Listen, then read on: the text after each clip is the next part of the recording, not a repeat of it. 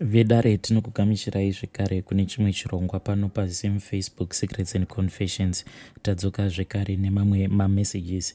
Regei tibva tapinda mumamessages edu atadzoka takakubatirai.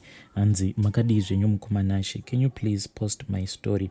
Asi vigaiwo chitupa changu. Inini handisi munhu anofarira zvepafoni, but ndaiteverera channel yenyu ndakaziva kuti maybe kana ndikazotumidzirawo nyaya yangu inokwanisawo kupera. Regai nditsanangure nyaya yangu zvizere. Ndiri murume ane 35 years. Ndine mabusinesses angu andinoita zvekare. Ndine kampani yangu inogadzira iya inonzi Rhinoset. Zvekare ndine mashops angu ari munzvimbo dzakasiyana siyana muno munyika. Nditoriwo munhu ane motikari dzake dzakati one day. Asi mari yangu ndeye ropa. Ndakaromba uye ndine utsinye. Ndinouraya munhu anenge anditadzira ndototanga kumushandisa nekuti chikwambo changu chinongoda chero ropa. Asi icho chikwambo changu pagore roga roga chinoda ropa revanhu 3 vandinofanira kuti ndinge ndichiuraya. Mukoma, chakaitika kuti ndinge ndichiromba ndechekuti ndakafirwa nevabereki vangu ndiri grade 7. Ndini ndainge ndichiri kuenda kuchikoro, asi handina kutonyora form 4.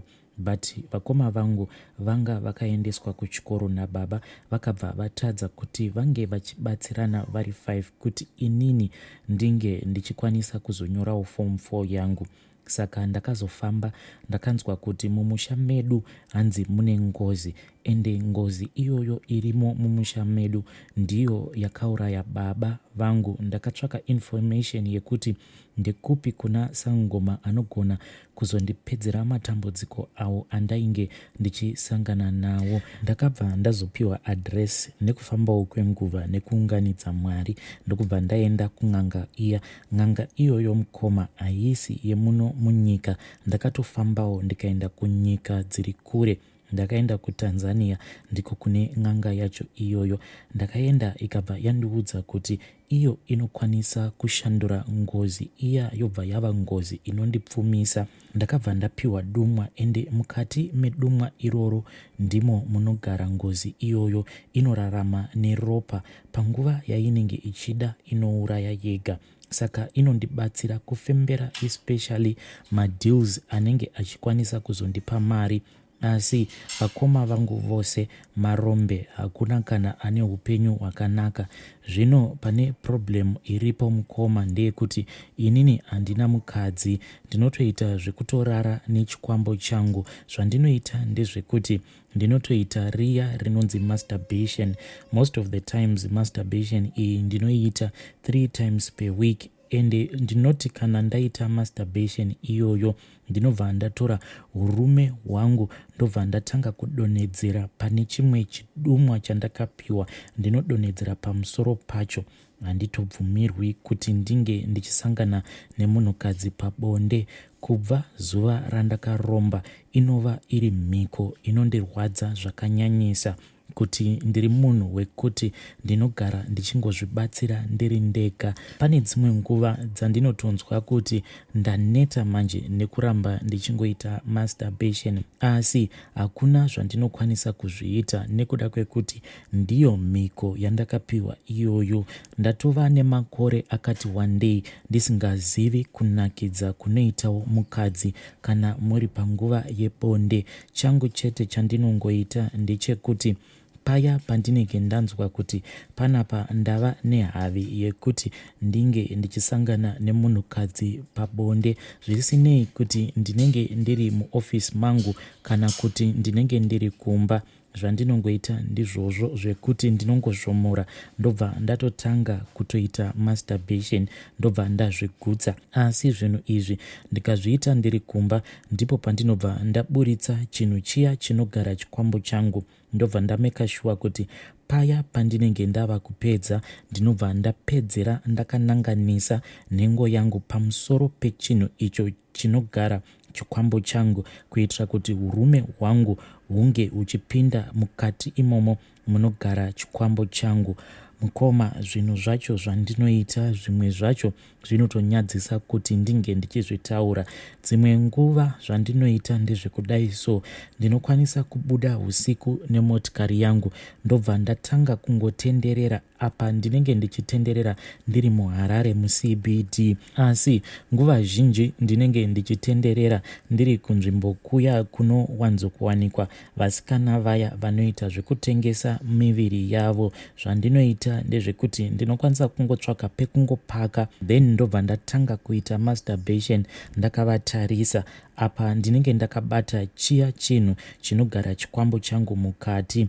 Pandinenge ndakavatarisa vachindiyevedza kudaro ndinenge ndichitonzwawo mafeelings, nekuti now kuti ndinge ndichingoita masturbation ndakatarisa mavideos aya ebonde mazhinji acho ndava kumaziva.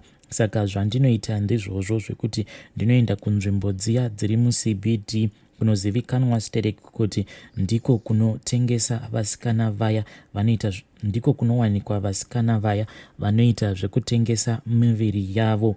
Zvandainge ndichimboita kumashure uko, but ndakazoona kuti zvinokwanisa kuzondiisa pamuyedzo zvekare. Ndakabva ndazoona kuti ndainge ndava kuramba ndichingotevererwa nedzimwe mhepo, ende mhepo idzi dzainge dzichinditeverera dzimwe dzacho ndidzo dzandainge ndasiya pavasikana ava veusiku vanoita zvekutengesa muviri yavo. Saka ndakabva ndatya kuti ndinokwanisa kuzosimudza dzimwe mhepo dzandisingakwanisi kuzokontrola. Pandakaona kuti nguva yainge yarebesa ndisina kumbogara ndaita bonde nemunhukadzi, zvandainge ndava kuita ndezvekuti ndaipinda mutauni ndobva ndaenda ndonokecha vasikana vaya vanoita zvekutengesa muviri yavo, ndobva ndaenda naye kungava kuri kulodge kana kuti kwaanenge ada iye, but ndaisaenda naye kumba kwake. Ndaiti kana ndapinda nemusikana iyeye muroom umo matinenge tabhuka, then chikwambo changu chiya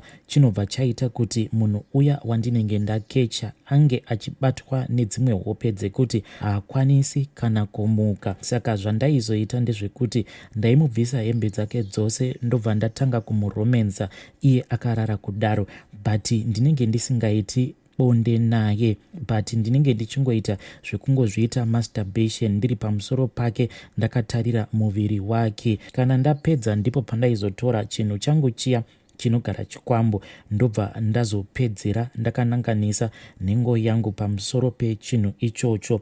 But zvinhu izvi zvandainge ndichiita kuvasikana ava vanoita zvekutengesa muviri yavo, ndakabva ndaona kuti zvainge zvichikonzeresa kuti ivowo vange vachisangana nedzimwe mhepo dzinenge dzisina kunaka. Vazhinji vacho ndivo vaizofamba vachitsvaka kuti zvinhu izvi zvainge zvichibva nepi, mhepo dzose dzavainge vava kungosangana nadzo, especially dzekungorara vachingorarwa nemunhu wavanenge vasingazivi, because chikwambo changu chainge chava kupota chichiteverera vamwe vevasikana ivavo chichiita bonde navo. Saka ivo mukuzofamba vainge vava kudzosera dzimwe mhepo idzo dzandainge ndichisiya pavari. Ndo zvakazosakisa kuti ndimbomira kuita zvinhu izvozvo, plus nemiyedzo chaiyo. Pane pamwe pandaiti ndava kuda kunoburitsa hurume, ndainge ndava kungonzwa muyedzo wekuti ndinge ndichiita bonde nemunhukadzi uyo anenge akarara inini ndiri pamusoro pake asina kana kupfeka mukoma. Saka iyi ndiyo nyaya yanguwo. Pane pandakatombodzokera kun'anga iyo yakaita kuti ndinge ndichiita mari, ikabva yati zvinhu izvi hazvichakwanisi kugadzirika nekuda kwekuti ndava nedzimwe ngozi dzakawanda ende dzinoda kuripwa, because handina kuchekeresa veukama chete but ndakachekeresa nevamwe vasiri veropa rangu. Saka kuti mweya yavo isakwanisa kundimukira, zvandinongoita ndizvozvo zvekuti ndinoivharira mukati mechinhu icho chandakapiwa nen'anga yangu iyoyo. Saka mweya yevanhu ava kuti inge ichizozorora inenge ichitoda kutoripwa, ende kuti ndinge ndichiripira vanhu vose ava hunge ndatoudza hama dzavo, vanhu ava vandakaurayira hama dzavo ndinovaziva. Zvinoita here kuti ndinge ndichitanga kufamba ndichiudza vanhu kuti izvi ndizvo zvandakaita? Pari zvino hangu hakuna kudemba kwandingati ndinoita nekuti ndakatofa kudhara. Kufa kwangu ndiko kurovawo kwezita rangu nekuda kwekuti handina hangu mwana. Ndizvo zvimwe zvandinongovimba nazvo. Please mukoma, kana mukandiposterawo nyaya yangu munge muchizondizivisawo. Hei vedare, ndo meseji yandakatumidzirwa ichibva kuna mukoma vedu. Zvakangooma hazvo vedu we. Hanzi inini handina kana chandinotya nekuti ndinoziva kuti kana ndikafa ndinenge ndarova. Hei, zvakangooma hazvo vedu we. Asi please ngatitaurei navo mucomment section. Regai tibva taenda panyedu inotevera. Nyedu inotevera yakamira sekudai so. Hanzi makadii zvenyu mukoma Nashe, ndinokumbirawo kuti munge muchindiisirawo nyaya yangu kune vedare renyu pamwe ndinokwanisa kubatsirikana.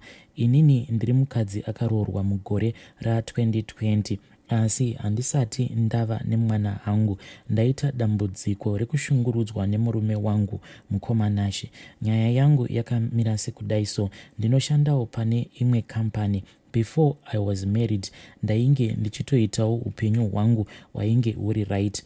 And I managed kuti ndinge ndichitoitawo zvima-assets zvangu. Ndakakwanisa kutenga stand ndokubva ndazvivakira imba yangu pamwe nekuvhurawo ka-small business. Ako ka-business kanopotawo kachindipawo mari kana zvinhu zvangu zvisiri kunyatsokufamba mune zvakanaka. Hapana kana chainge chichimboshota mulife mangu.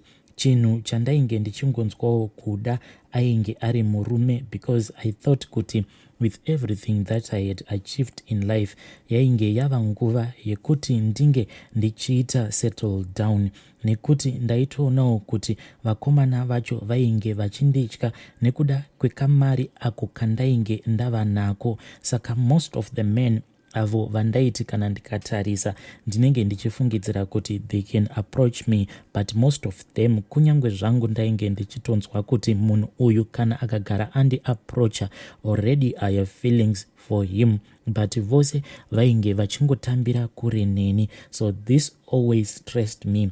That is when I met umwe murume uyo ainge akamboroora, but aroora kudaro akabva arambana nemukadzi wake, and when he met me akabva ati ainge achida mukadzi wekusetla naye.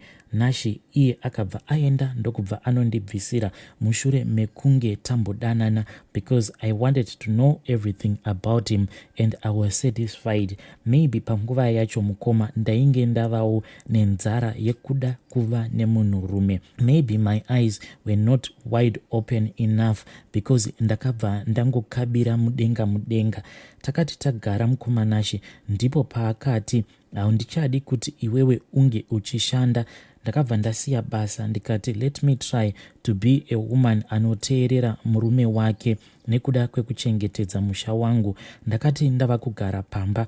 Akabva ati aka business kako aka ndokuda kuti unge uchikavhara, because iye he showed kuti he was more of that jealousy type. Ndichipindawo mumarriage mukoma ndainge ndichitoti shanje rudo, but dzimwe nguva mukoma Nashe munhu anenge achida kutokuitira zvinhu zviya zvekuti ubva wagara pasi, zvekuti anenge ava kuita zvaanoda newe, kukuita bhora rake achiziva kuti there is nowhere you will go. Akati andiudza kuti vhara business, inini ndakabva ndaita sekudaro.